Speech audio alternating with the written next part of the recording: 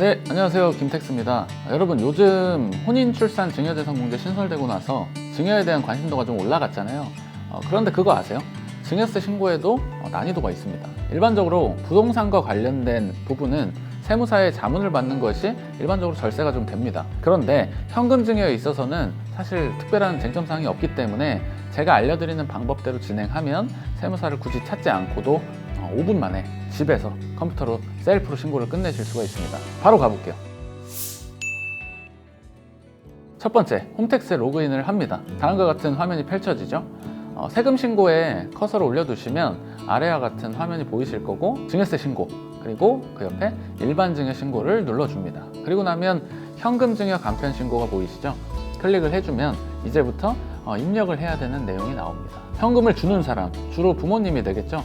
증여자라고 합니다. 여기 빨간 별 표시는 모두 입력을 해야 오류가 안 나니까 차례로 모두 입력을 해주시면 되고요. 증여자, 주는 사람의 인적사항을 입력하시고 증여일자가 나오죠? 여러분, 현금을 증여받는데 세법상 증여일자가 언제일까요? 너무 당연하게도 현금을 받으신 그 날입니다. 그래서 은행 어플에 들어가셔서 내가 며칠 날 부모님으로부터 현금을 계좌로 수령했는지 확인을 하셔서 해당 날짜를 기입하시고 이체 확인증까지 저장을 해둡니다. 여기서 하나 체크해 주셔야 될 부분은 현금을 받은 날로부터 증여세 신고 기한은 3개월입니다. 그래서 3개월이 되는 달의 말일까지니까 꼭 기억하시고, 이걸 기한을 놓치시면 세금이 나오는 분들은 가산세를 맞게 됩니다. 중요한 날짜니까 꼭 기억을 해두시고, 그리고 그 밑에 현금을 받는 사람, 주로 자녀가 되겠죠? 수증자라고 합니다.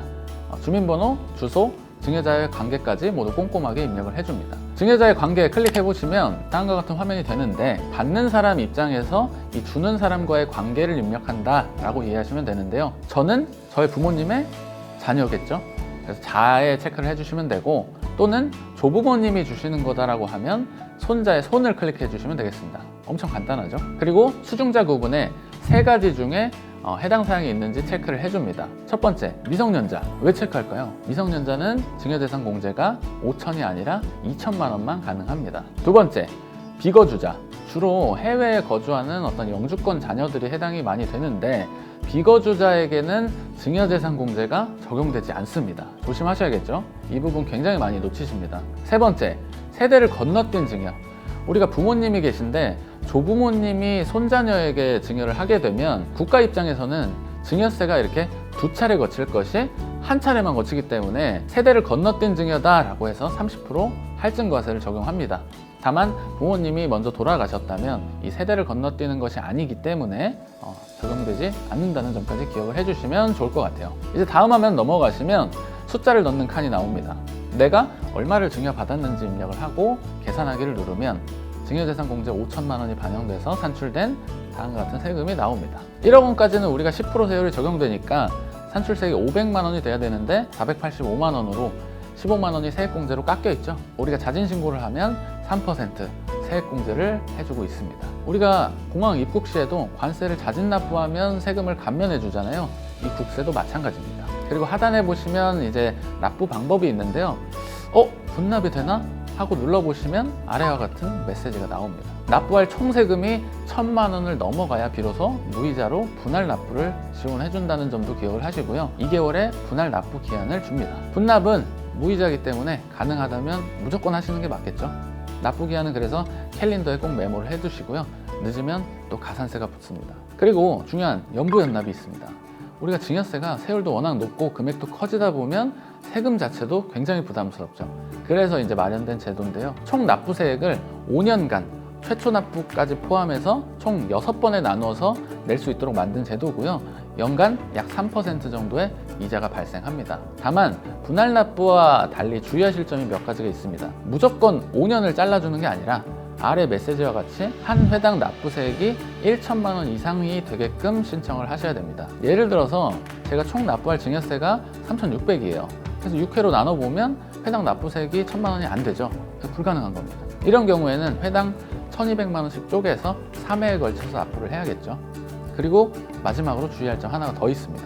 바로 담보를 제공해야 됩니다. 국세청에서 우리를 뭘 믿고 연부연납을 받아줄까요? 그렇기 때문에 우리가 국세청에 담보를 제공하는 건데, 일반적으로 부동산 증여를 받는 경우에는 해당 자산을 담보로 제공해서 근저당권 설정을 하는 것이 일반적인데, 이렇게 금융재산 같은 경우에는 우리가 납세 보증보험증권에 가입을 해서 담보를 대체하는 경우도 많습니다. 자, 이제 신고가 거의 마무리가 됐습니다. 다음 화면으로 넘어가시면 제출 직전에 이제 신고서를 보실 수가 있고요.